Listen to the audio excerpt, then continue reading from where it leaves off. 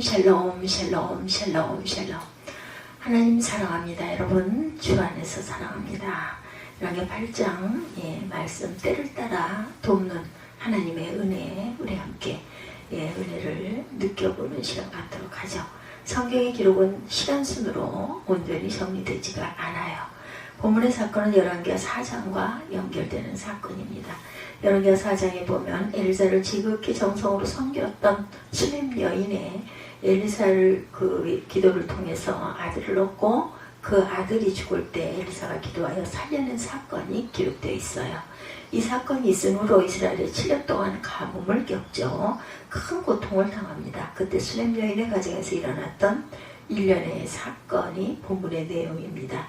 어떤 사건이 그녀의 가정에서 일어났나 보죠. 그 과정에서 하나님의 우리에게 주시는 교훈을 함께 살펴보죠. 주는 자에게 복이 있어요. 수넴 여인은 받는 자가 아니라 주는 사람이었죠. 주는 자였기 때문에 복을 받았습니다. 본인만 복을 받은 것이 아니라 그로 인해서 많은 사람들이, 주변 사람들이 복을 받게 됩니다.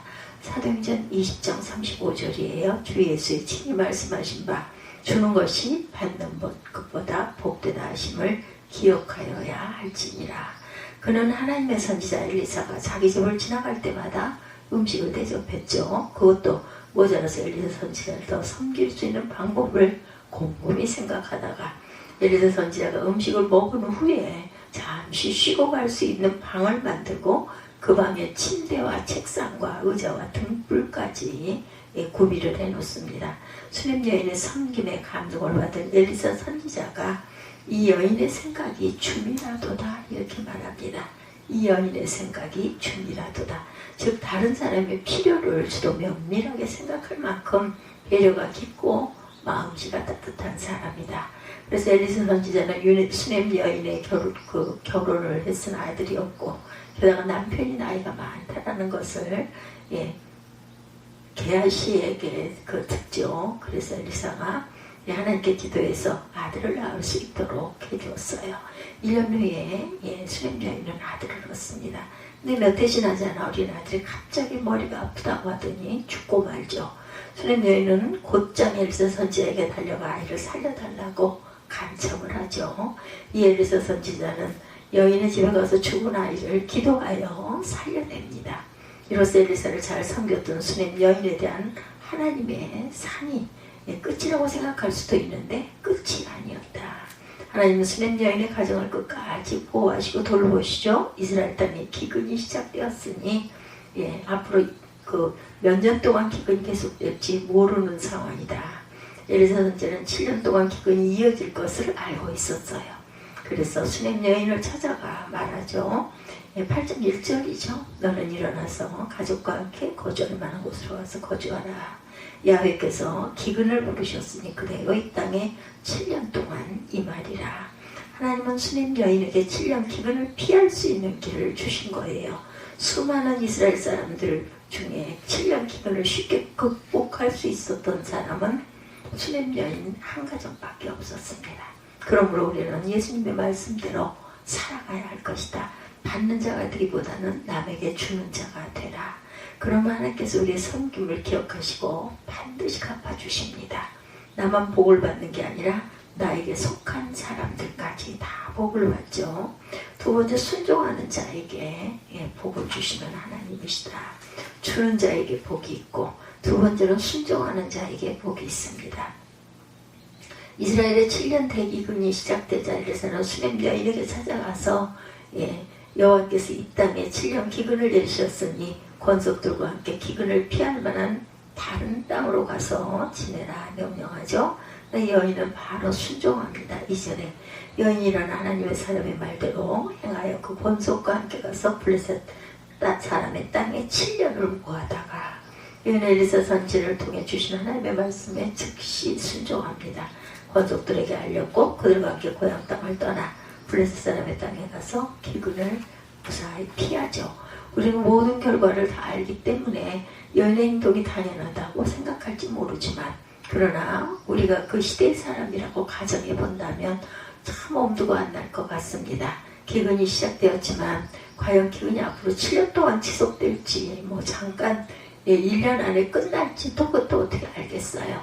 예, 그런데도 막 기근이 시작된 상황이라 아직 예, 버틸 수 있는 여력도 또 남아있어요. 아직 그렇게 뭐 특별히 그렇게 막 그죠? 먹을 게 없거나 그렇지 않았어요. 근데 그들은 하나님의 말씀대로 앞으로 7년 동안이 지속될 것이라는 것을 압니다. 믿습니다. 고향의 집과 가재도구와 땅을 그대로 둔 채로 7년이라는 세월 동안 외국에 가서 산다라는 결단을 하고 일어난 거죠. 7년 후에 다시 돌아온다 해도 자신들 집과 땅이 그대로 있을지 못 찾을 수도 있는 그러한 상황인데도 놓고 떠납니다. 그러나 그들은 내일 일은 내일 알아요. 당장 오늘은 하나님의 말씀대로 순종합니다 하는 마음가짐이었죠. 그들이 순종했는데 어떻게 됐어요? 정말 하나님의 말씀대로 7년 동안 이스라엘 땅에 큰 기근이 있었어요. 그들은 블레셋 땅의 기근을 걷더니 피할 수가 있었다. 순종의 결과죠. 나사렛 여인처럼 순종하지 않고 머뭇거리고 불순종하다가 큰 화를 당한 사람들도 역사에 보면 있습니다.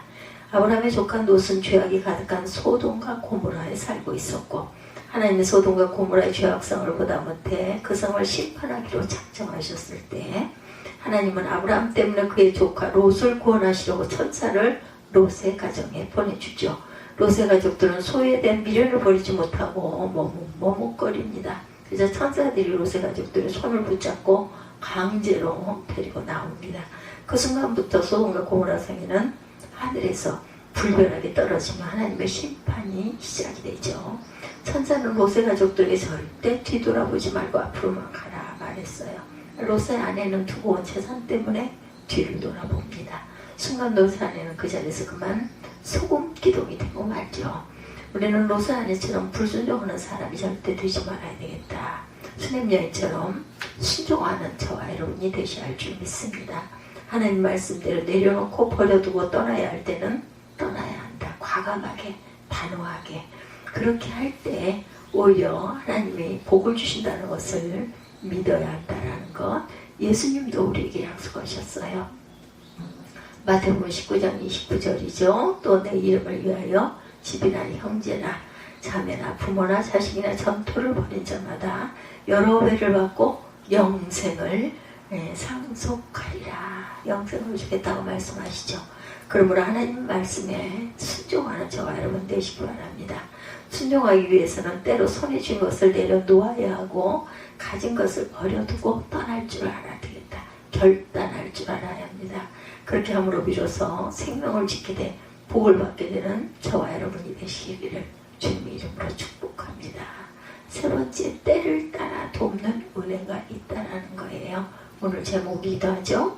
수렘 여인과 그의 권속들은 이스라엘 땅을 떠나 블레셋 땅에서 7년을 지냈고 그들은 비록 블레셋에 가서 7년을 지냈지만 그곳에 정착하지 않습니다. 기근이 끝나기를 기다렸다 다시 약속의 땅으로 돌아오죠. 그들이 다시 고향으로 돌아왔을 때 많은 문제들이 기다리고 있어요. 그들이 살던 집과 땅은 다른 사람의 소유가 이미 되어버렸고 그들의 집과 땅을 되찾기 위해서는 왕을 찾아뵙습니다. 왕이 그들의 말을 듣고 억울함을 알고 재산을 되찾아봐 주면 좋은데 만일 왕이 기근 동안 블레셋 땅에 갔다 온 사실을 알고 그들의 말을 묵살해버리면 그만이에요. 졸지에 집과 땅을 잃어버린 거짓 신세가 될 것입니다. 그들이 왕에 찾아갔을 때 왕이 만나고 있던 사람이 있었죠. 엘리사의 사환 게하시였어요. 게하시는 당시 나병에 걸리기 전이었고 그래서 왕과 만날 수 있었습니다. 이때 왕은 게하시에게 엘리사 선지자가 그동안 행했던 큰 기적에 대해서 말해보라 이렇게 묻습니다.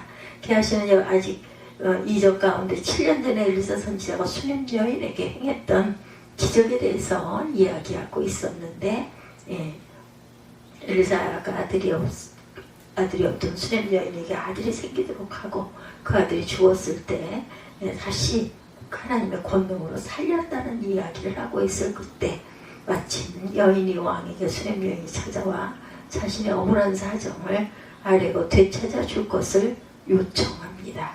게하시는 이 여인을 보고 왕에게 말하죠. 바로 이 여인이 옵니다. 그 아들입니다. 또 엘리사가 다시 살린 그 아들입니다. 저 왕은 신하에게 무릇 이 여인에게 속한 것과 이 땅에서 떠날 때부터 이제까지 그 밭에 소출을 돌려주어라. 얼마나 절묘한 시기예요.